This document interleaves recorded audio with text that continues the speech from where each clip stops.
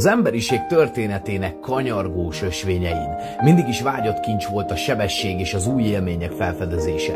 A gokártozás nem pusztán egy sport, hanem egy mélyebb értékrendszer kifejeződése, ahol az ember és a gép találkozása a sebesség örömét ötvözi az önfelfedezés élményével. A gokárt nem csupán egy jármű, hiszen az ülés mögött rejlő erő, a motor vibrálása és a kanyarokban tapasztalható gravitáció mind-mind az ember és a technológia közötti együttműködés misztikus koreográfiáját tárja elénk.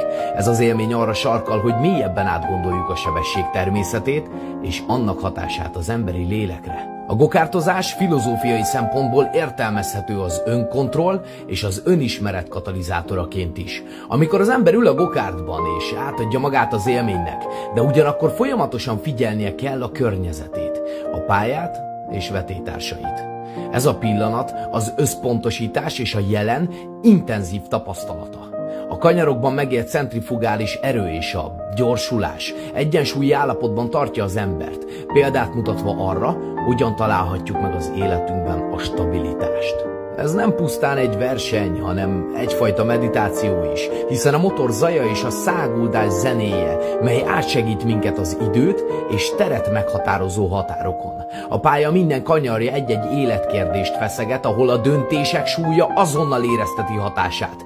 Ebben a gyors tempójú környezetben az ember tanul a gyors reakciók fontosságáról, miközben megtanulja elfogadni a változást és alkalmazkodni az új helyzetekhez is. Tehát filozófia értelmezésében nem csupán egy egyszerű hobbi vagy sport eszközét láthatjuk, hanem egy olyan életfilozófiát, ami összeköti az emberiséget az örök vágyakkal, a szabadsággal, a gyorsasággal, az egyensúllyal és önfelfedezéssel.